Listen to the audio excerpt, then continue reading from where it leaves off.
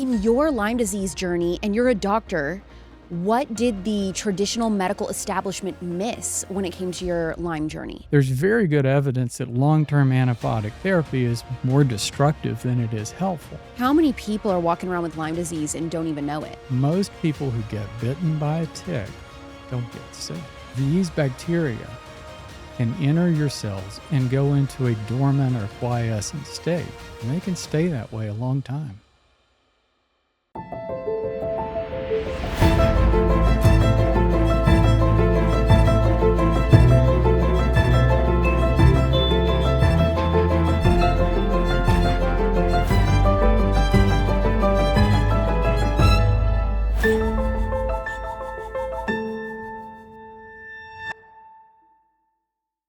Lyme disease is a condition that affects millions, yet its true impact often remains misunderstood, and the path to recovery can be long and elusive. Today's guest, Dr. Bill Rawls, knows firsthand the devastation of chronic Lyme disease. After being struck by a health crisis that left him debilitated, Dr. Rawls found that modern medicine had little to offer in terms of lasting solutions. This personal battle propelled him to explore alternative healing methods, which ultimately restored his health and reshaped his approach to medicine. I thought this episode will be good to do because May is Lyme Disease Awareness Month. Dr. Rawls' journey from patient to advocate has led him to becoming a pioneer in the field of cellular wellness, using holistic therapies and herbal treatments to fight Lyme disease and other chronic conditions. In this episode, we dive into the complexities of Lyme disease, the limitations of conventional treatments, and how holistic remedies can offer hope and healing for those suffering from chronic illness. Watch this episode on Culture Apothecary Spotify or Real Alex Clark on YouTube. You can also follow the show on Instagram at Culture Apothecary or me at Real Alex Clark. And don't forget to join the Cute Conservatives Facebook group for fans of the show. Please welcome Dr. Bill Rawls to Culture Apothecary.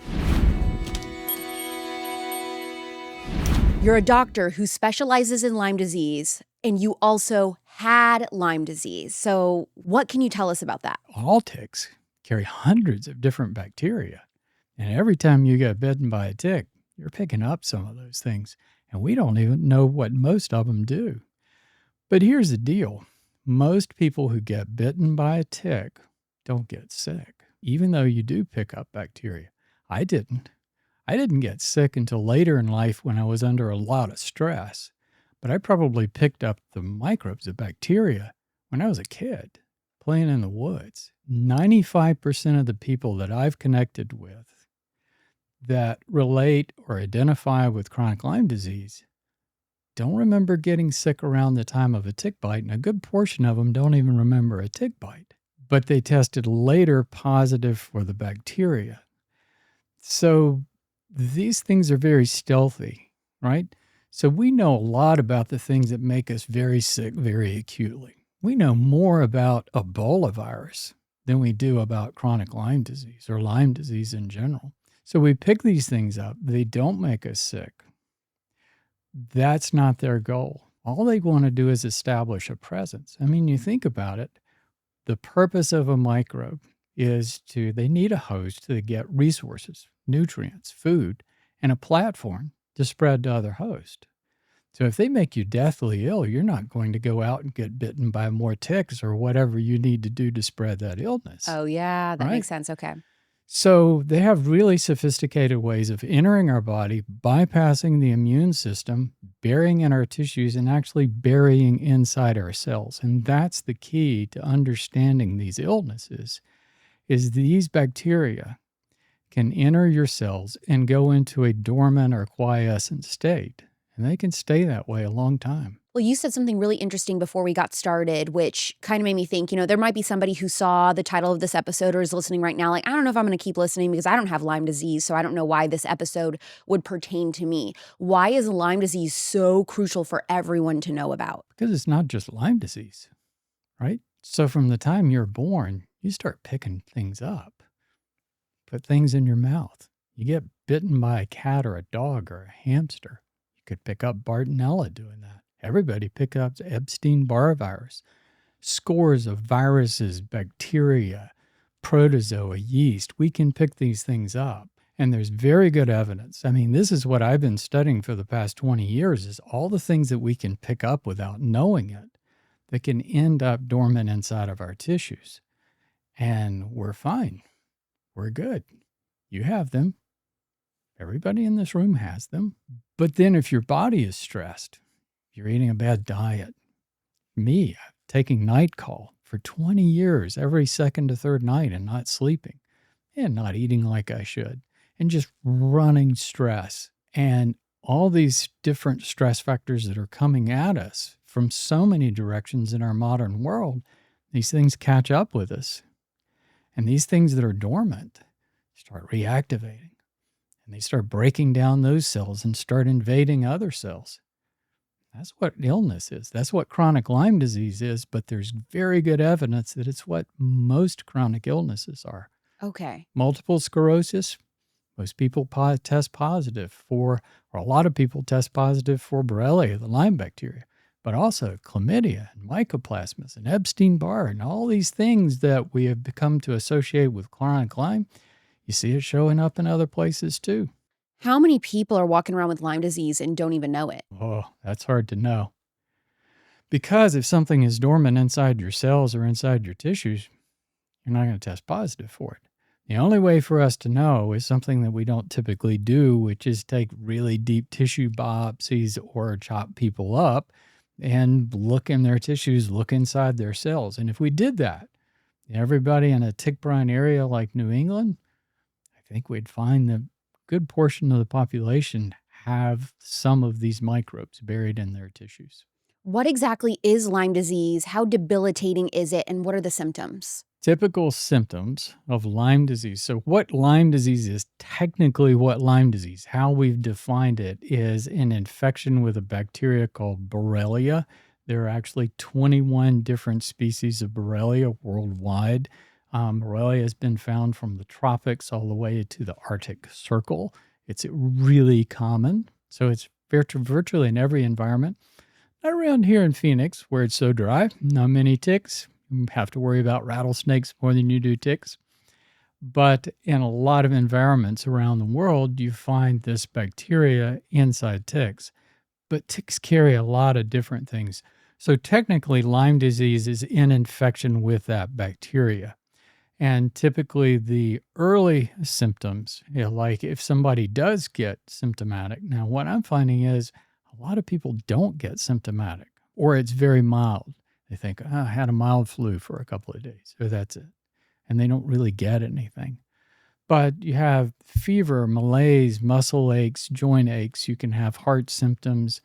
But, I didn't have any of those things in the beginning. It was later when I was under this stress, and it got worse and worse and worse. And then when someone identifies with chronic Lyme, which, by the way, isn't even recognized as a diagnosis by the conventional medical community. In your Lyme disease journey, and you're a doctor, what did the traditional medical establishment miss when it came to your Lyme journey? Well, they don't really have any tools to treat it. I mean, it's frustrating for them because, if you look at the CDC recommendation, which I think is a very reasonable thing to do, if you are bitten by a tick and you develop symptoms, fever, malaise, muscle aches, etc., then you should receive 21 days of antibiotics. According to the conventional medical community, that should cure you. Though we know that 20% of people that are treated with antibiotics get sick later. So that in itself says, well, even the antibiotics aren't eradicating the bacteria. They're not eradicating the bacteria, and they're wiping out your gut microbiome, which is probably Exactly. making you sicker in other ways. Well, you've got a short window there. You've got a short window of about 10 or 20 days that you're not going to wreck your gut if you take antibiotics. So short-term use of antibiotics is a reasonable thing to do. But I always tell people, don't stop there.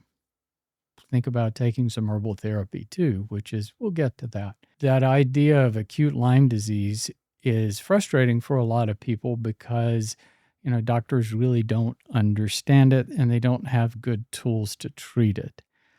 But then, say you get bitten by a tick, you pick up this bacteria, you don't get sick or you don't really notice it, and then you get sick 6 months, 6 years later, and you test positive for the bacteria. And then you develop all these crazy symptoms. I mean, insomnia, I had heart issues, neurological issues, and a lot of people have same symptoms that they might have with MS. I had pretty severe cardiac manifestations, but also, burning feet and just these odd, what we call paresthesias, just weird tingling throughout my body, and just felt like I was a wreck. I mean, I got up every day feeling like I had a really bad flu every day of my life. Let's talk about pancakes, because I'm not about to choke down another sad bowl of overnight oats like a squirrel on Prozac. Taylor Duke's Wellness Organic Protein Pancake Mix is here to save us from breakfast despair. These pancakes are fluffy, delicious, absolutely loaded also with 28 grams of protein per serving. That is crazy, 28 grams. You're gonna feel like you could storm a castle afterward. No gluten, no dairy, no soy, just organic real food that doesn't taste like cardboard punishment. You can also use it to make waffles. And let's talk ingredients. Pea protein, almond protein, banana powder. This is the kind of breakfast that makes you feel like you've got your life together. Like you recycle, like you sleep 8 hours a night. It's clean fuel that doesn't make you crash an hour later and spiral into existential dread. Go to TaylorDukesWellness.com. Use code AlexClark for 10% off. That's Alex Clark for 10% off at TaylorDukesWellness.com. All right. Let me ask you this. Have you ever wanted that voluminous, beachy, wavy hair without having to actually wash it? I was definitely stuck in the I need to wash my hair every other day routine. But then I discovered Primally Pure's natural dry shampoo, and it is the best new product I have added to my routine. Not only does it add texture and volume, but it also refreshes my second, third, and yes, sometimes fourth day hair without any of the heavy toxic chemicals that you find in most dry shampoos. Primally Pure uses organic clays that absorb excess oil, while the essential oils help to balance your scalp and keep your hair smelling fresh and clean and beautiful. It's basically like a spa treatment for your hair. Oh, and it comes in 2 shades, dark and light locks, because let's be real, nobody wants white powdery marks in their hair, and I'm a dark hair girly, so I get it. I use it to extend my hairstyle for a couple of days, and it has become my secret weapon. If you're thinking about switching to cleaner, non-toxic skincare, check out the thousands of 5-star reviews on PrimallyPure.com from customers just like you. Once you're ready to make some swaps, use code AlexClark. You will get 15% off any Primally Pure purchase. That's PrimallyPure.com, code AlexClark at checkout for 15% off your order. A lot of people I know with Lyme, they end up going to like multiple different doctors for years trying to treat different symptoms. And it seems like it just takes years. It takes forever to get a diagnosis. Why is that? Because the whole concept of diagnosis and chronic illness is flawed. When you look at that idea of diagnosis, all right, what we're doing with a diagnosis is determining what's wrong in the body and how we can administer therapy to treat that. Where we do really well in conventional medicine is acute intervention. You break your leg, you have a blocked artery in your heart, you have acute infection, then we have what you need to get it fixed. Single problem, specific therapy. It works just fine, right? When you look into chronic illness, though, it's not one thing going wrong, it's everything going wrong in the body. So instead of looking at for causes of what that might be or treating one thing specifically, we start putting out fires everywhere with treating with drugs. And when you look at that idea of chronic Lyme disease, there's very good evidence that long-term antibiotic therapy is more destructive than it is helpful. But when you think about it, I mean, think about your body. If you had just kind of peppered with dormant microbes in your tissues and they were reactivating, so you still have dormant microbes and they're growing slowly.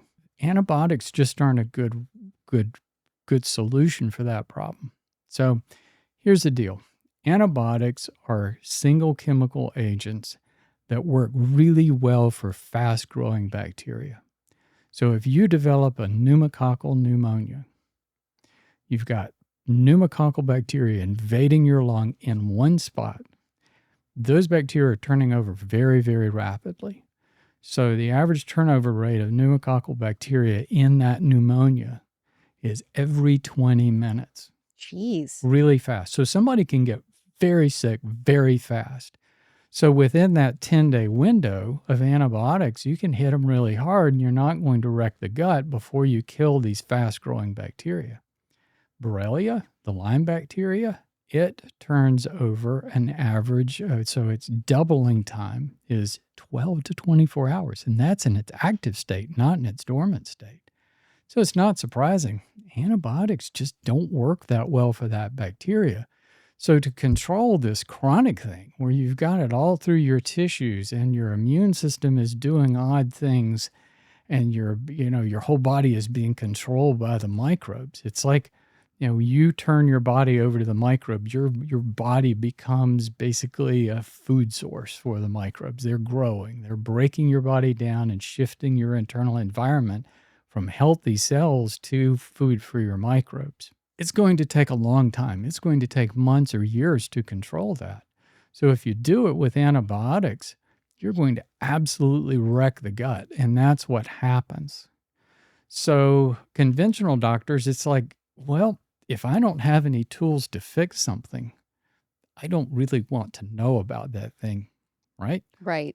So that's kind of how it is. So it's not even considered a diagnosis. What is the best testing for Lyme? Talking to the patient. Asking some questions. Look, I did first phase of my career in OBGYN for 20 years, and the second phase has been just this journey of really understanding illness and coming to a very, very different place. And I don't think about diagnosis and chronic illness in the same way.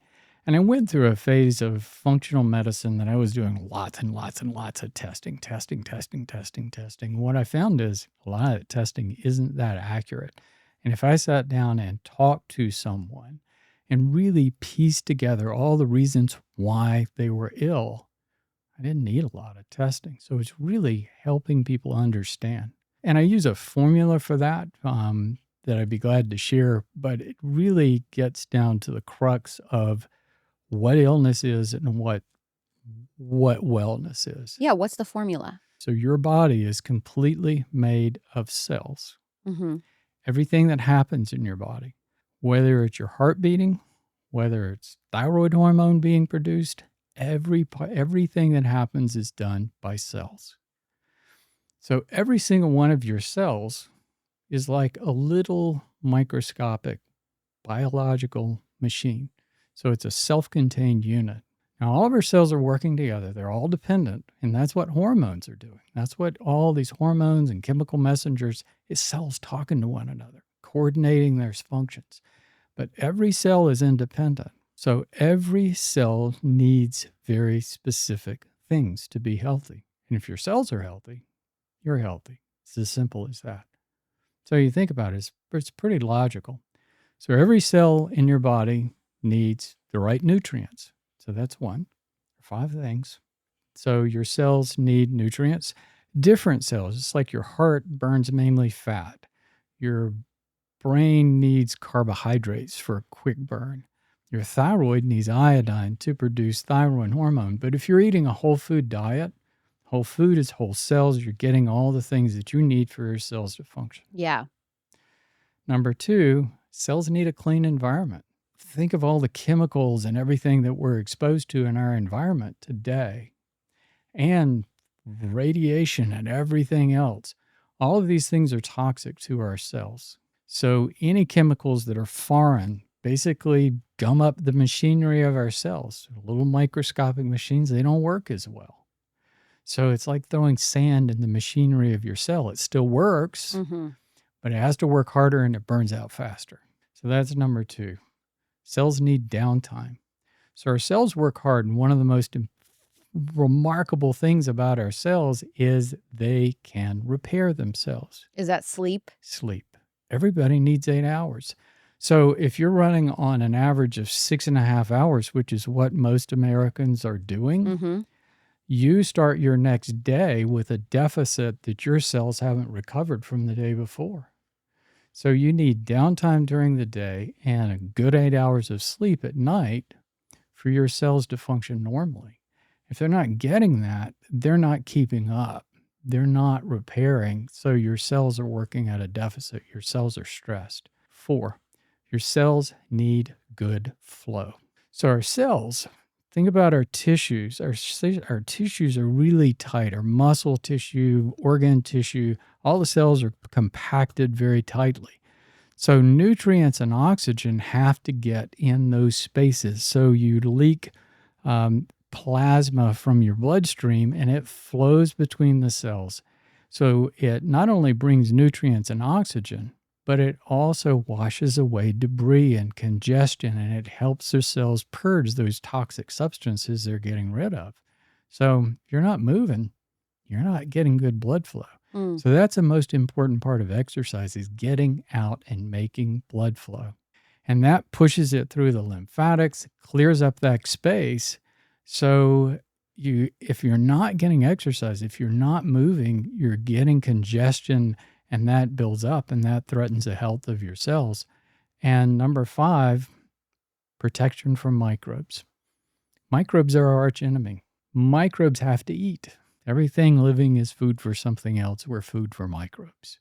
And they're our greatest threat. And that can be an acute infection. So like if we get something that really makes us sick is because we don't have built-in immunity to it.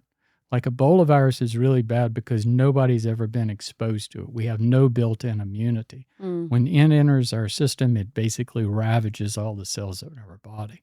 When you look at all the other things, most of the things that we're exposed to through human history, we've been exposed to them over and over and over again. I mean, ticks have been biting humans since the beginning of humans.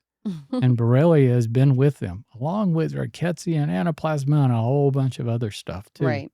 So we have natural built-in immunity to these things, but again, they're very stealthy. So they get through our system. They find ways that they can survive and wait it out. Why doesn't the CDC acknowledge chronic Lyme? Because they don't have anything to fix it. Could Lyme disease be the cause of tons of mystery illnesses that doctors can't explain? Yes, of course. This whole, getting back to that idea of diagnosis, you break your leg, you want to know where it's broken so you can go and fix that. So when you've got chronic illness and everything in the body is breaking down, we don't have anything specific that we can target. So, we've talked about the causes of disease. So when you look at causes of any chronic illness, it's on that list of 5. And it's never one thing. It's typically all of those things. So I don't think when you look at any kind of chronic situation, chronic Lyme or MS or any other, it's not just one microbe. It's a lot of things that are reactivating in the body because they have an opportunity. It's really whatever you've picked up. That concept of diagnosis and chronic illness really gets complicated because, what the purpose of a diagnosis is to lead to therapy. You have a broken leg, the diagnosis defines the therapy and the solution. It's going to fix that broken leg. Right. When you get into chronic illness, though, we're not fixing the causes. We ignore the causes because that's complicated, because that's behavioral modification. And, I've got 5 minutes to talk to this patient. I don't have time to talk to them about diet, what toxins they're exposed to, and all of this. We don't have time for that. We have time to order lab tests and write a prescription. So when you look at chronic illnesses, prescriptions are designed to block symptoms or other manifestations. But they're not doing anything to block cellular stress. They're not doing anything to understand and restore cellular stress.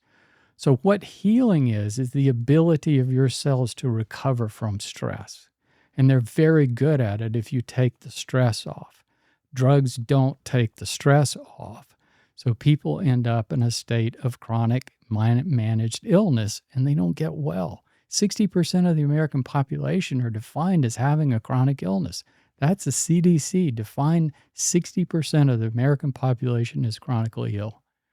We spend more on healthcare than any country on earth, and we're some of the most unhealthy people on earth. Exactly. Because we are treating the symptoms instead of addressing the causes. Yes. And it's as simple as that.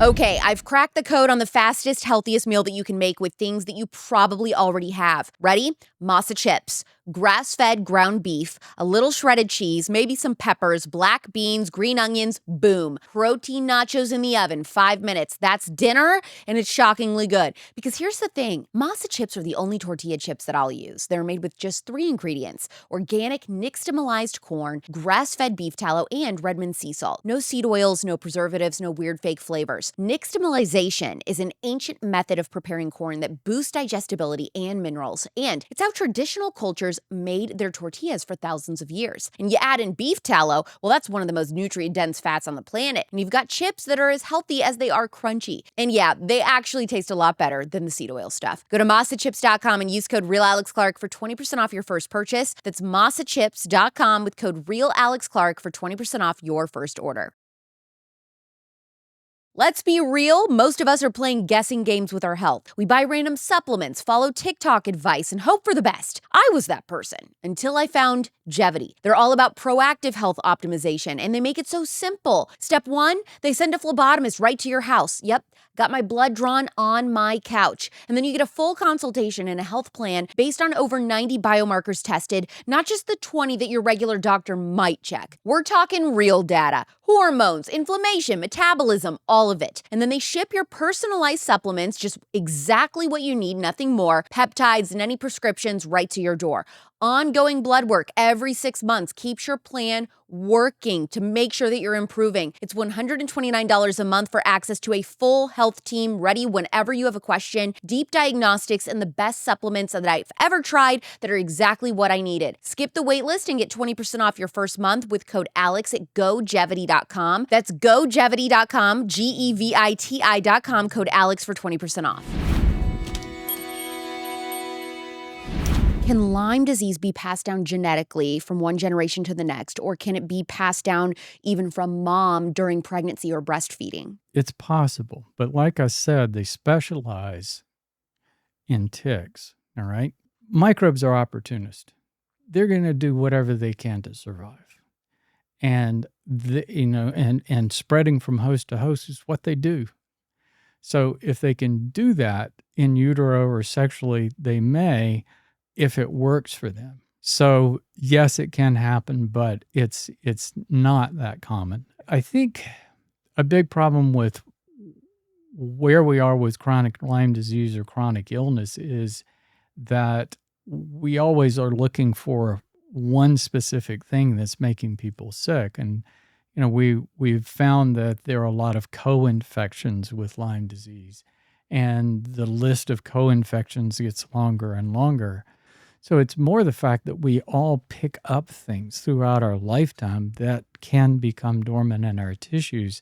And then when we're stressed, these things can reactivate. How they reactivate depends on your genetic makeup.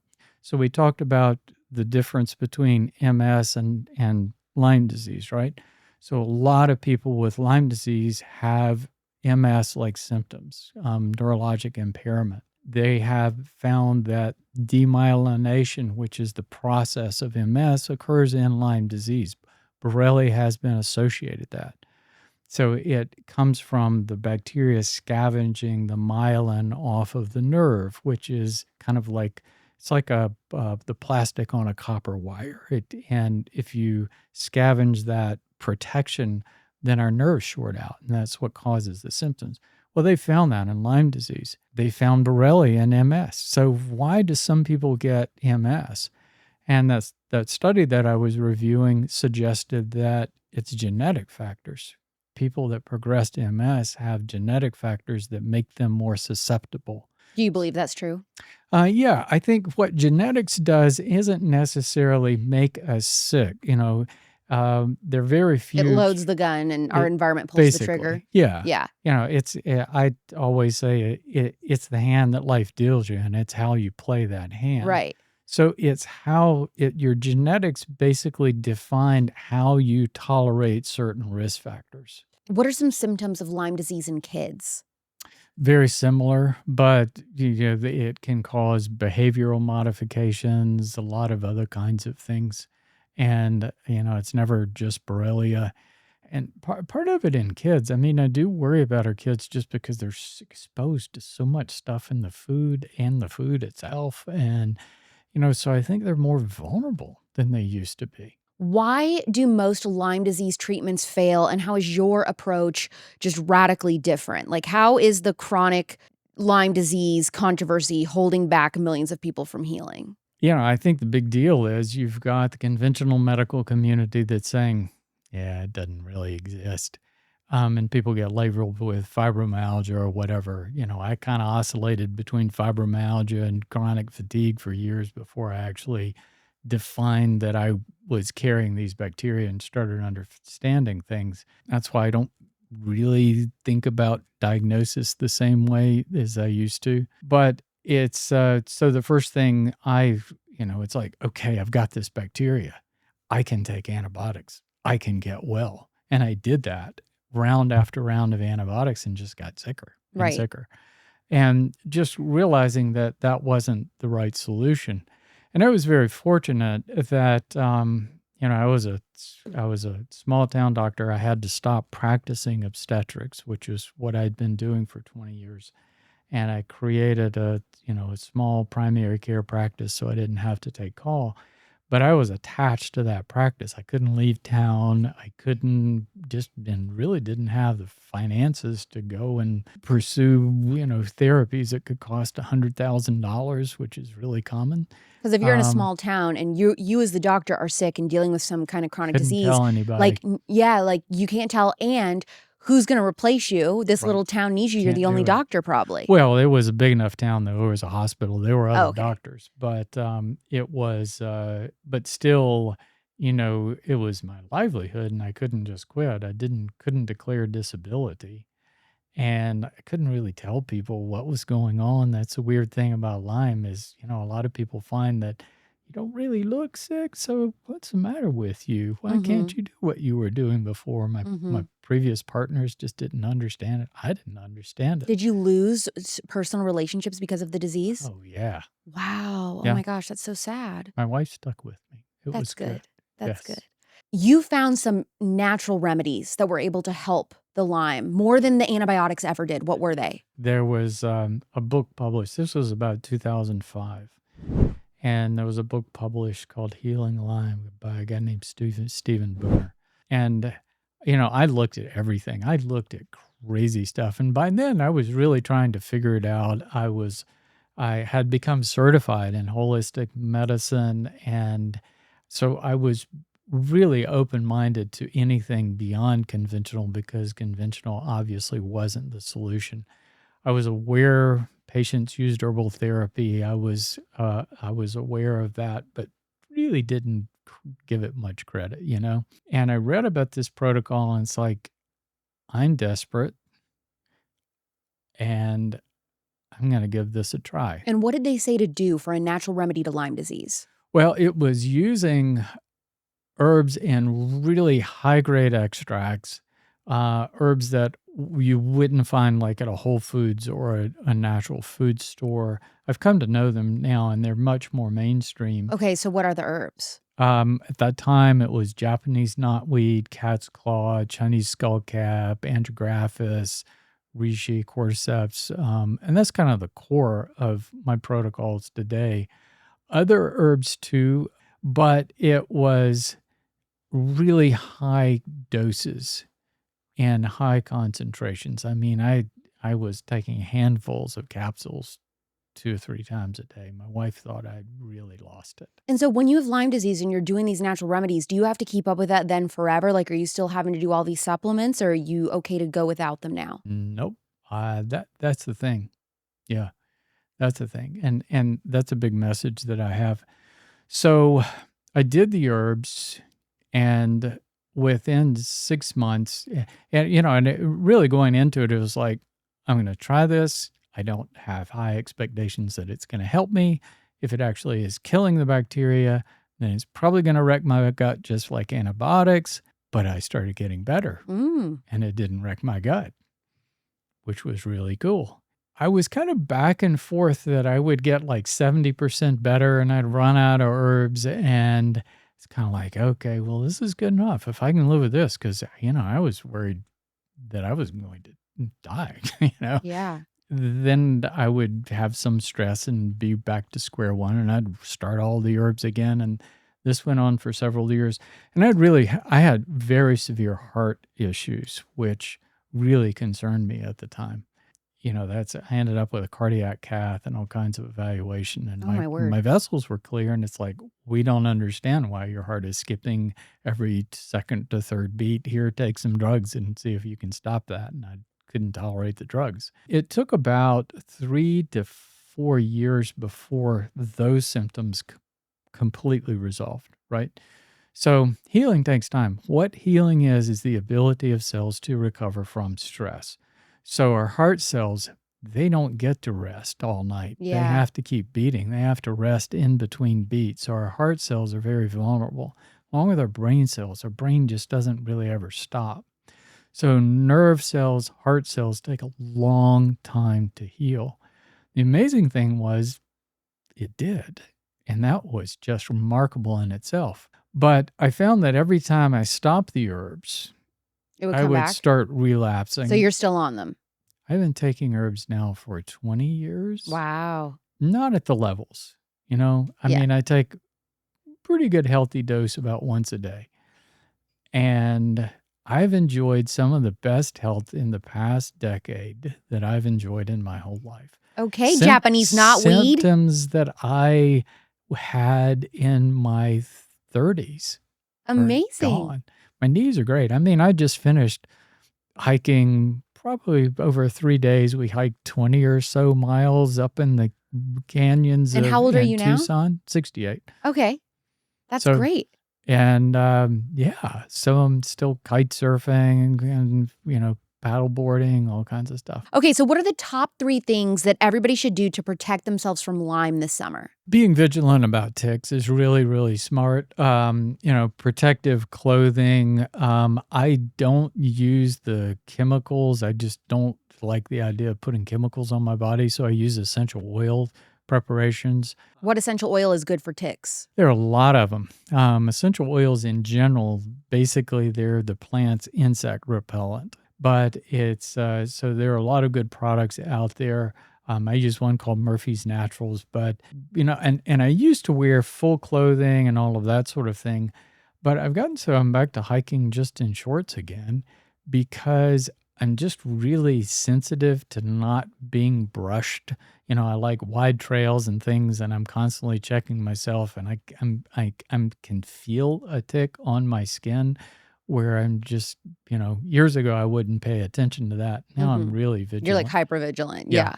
But that's another reason for hiking out here and where it's really dry, there aren't any ticks. Can Lyme disease damage DNA and accelerate aging? Well, yes, it can.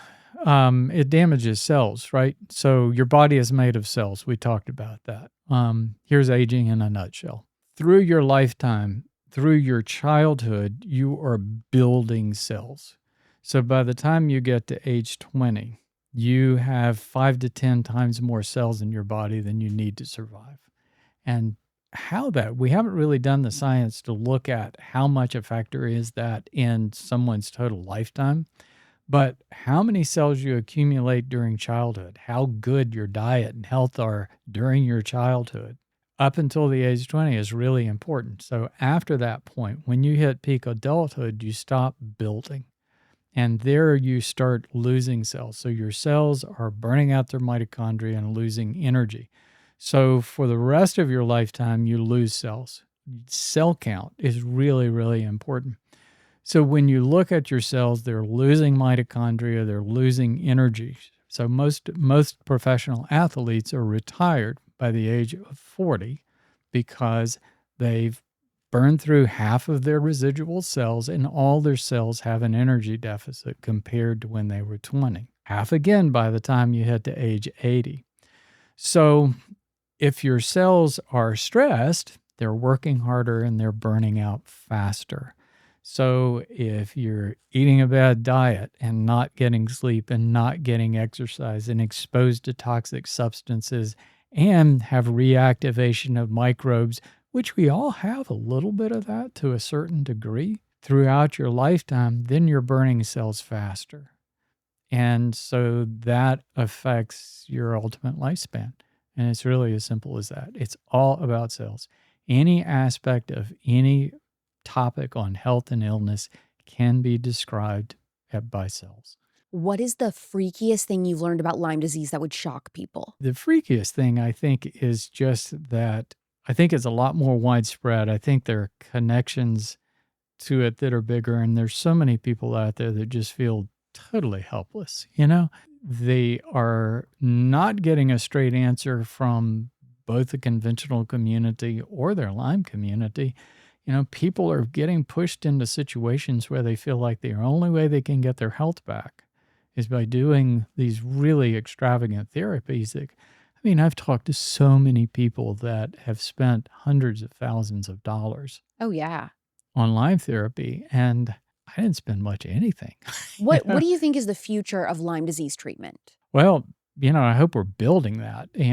So part of the herbal thing is that your whole body's on fire, and if you throw a bunch of herbs in there, part of what I learned in my journey and with helping people all these years is that it's just you're almost intensifying the fire inside when you just dump a lot of herbs in. Now, I did pretty well with it. I have a high pain tolerance. I persevered with it. But one thing that I've been creating, I found that instead of seeing patients in a practice, building protocols and programs for people is really helpful. So thinking about that cellular thing again, if you can imagine, every cells throughout your body are in distress. Well, when cells are in distress, they let your brain know about it. Like if you cut your finger, cells that are injured release chemicals that send a message to your brain that you've had an injury. So think about cells that's happening throughout your body. Your brain is bombarded with these distress signals that send us into that overactive fight or flight response. And that keeps us from sleeping. It slows our gut down. It just messes up everything. And that makes it harder for you to take the herbs and the therapies that can get you well. So we've started a protocol that for the first couple of months, we're really working on calming that sympathetic overactivity, that fight or flight, using herbs like ashwagandha and calming herbs to bring people down. At the same time, starting off lower doses of herbs that are well tolerated to start reducing that microbe load. And then once you do that, then you can start working on the gut. Everybody thinks that gut problems, digestive dysfunction is mainly diet, and it's actually mainly stress. So when you're stressed, when your brain has in that fight or flight response, right? When you're running from a tiger, digesting food isn't a priority. Overactive fight or flight shuts your gut down. Slow motility.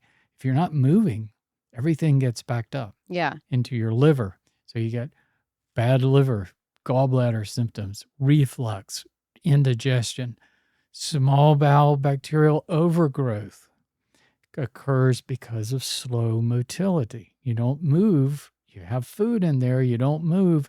The bacteria overgrow. And they started damaging the intestinal wall, and you get leaky gut and food sensitivities and all that. You have to address that sympathetic overactivity first.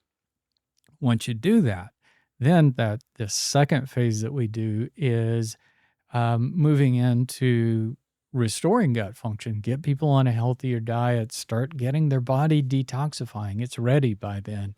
And then the third phase, we move into those stronger antimicrobial herbs when their body is really prepared for it.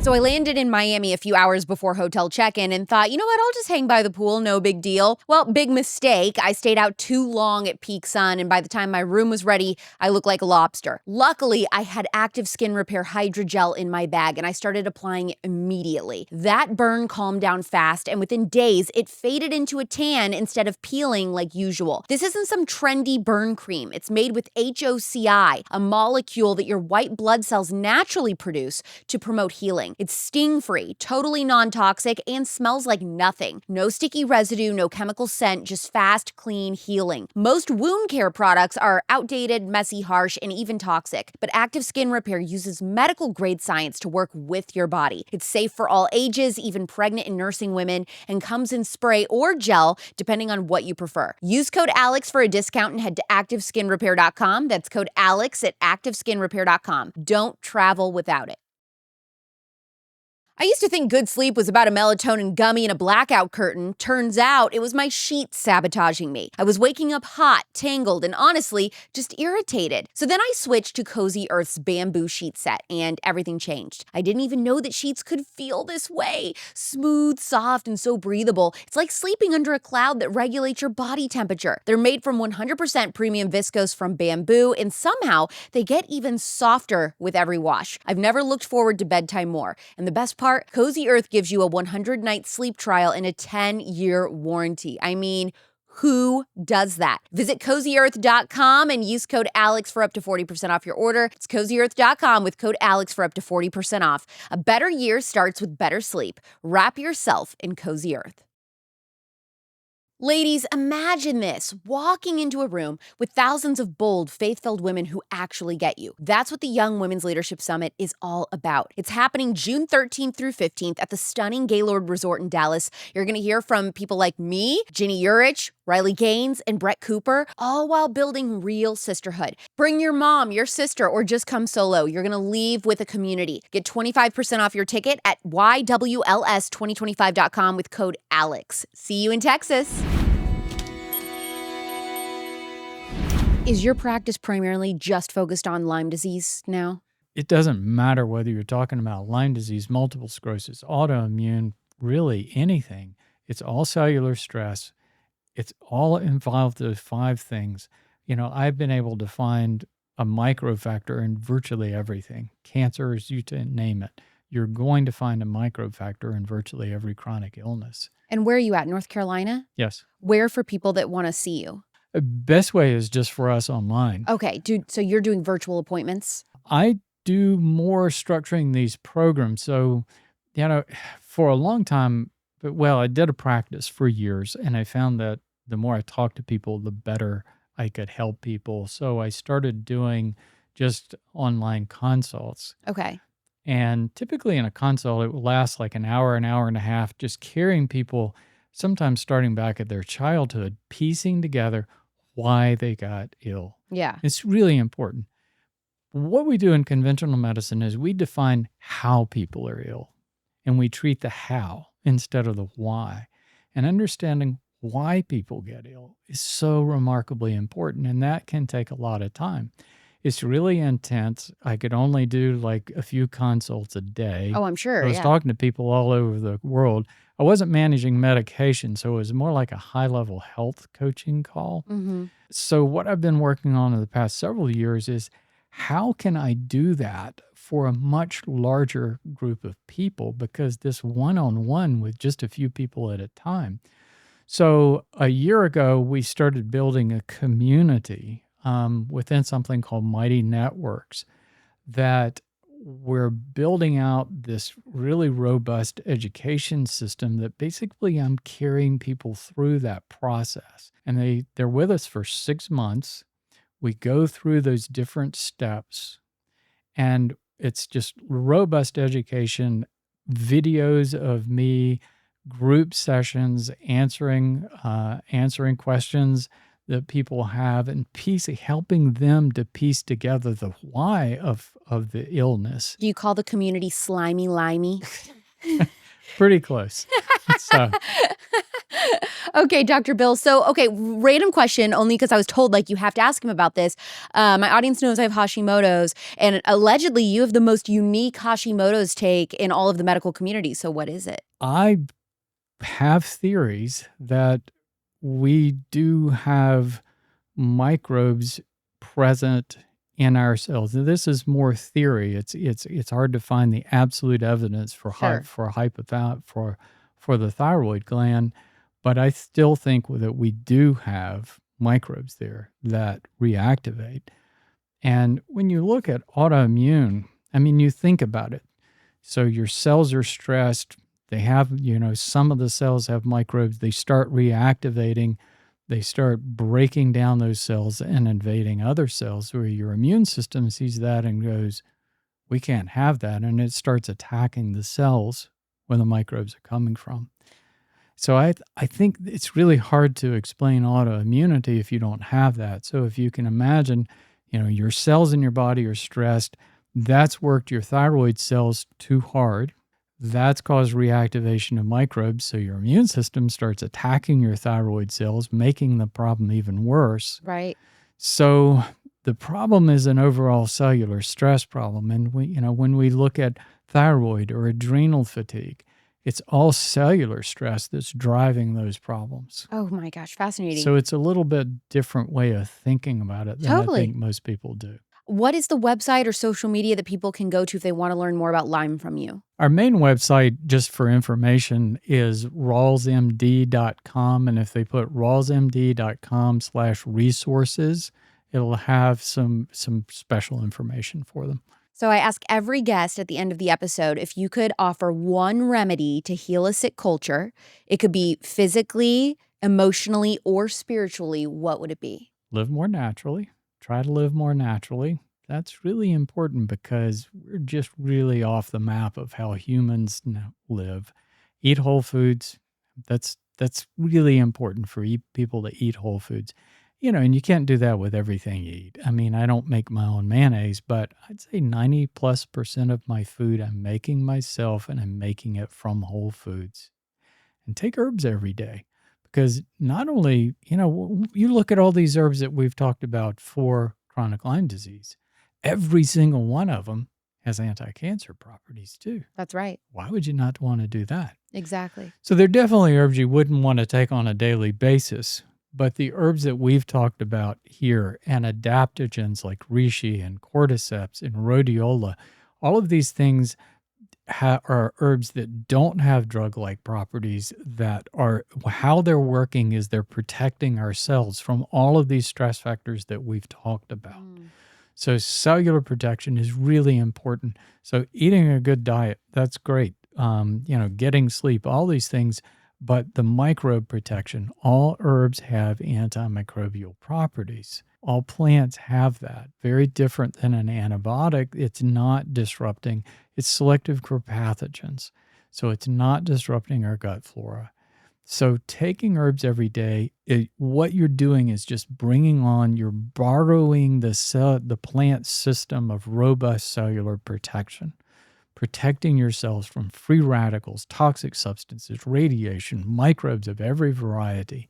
So taking herbs every day is just really, really important for staying healthy. Dr. Rawls, thank you for coming on Culture Apothecary. Pleasure. Thank you.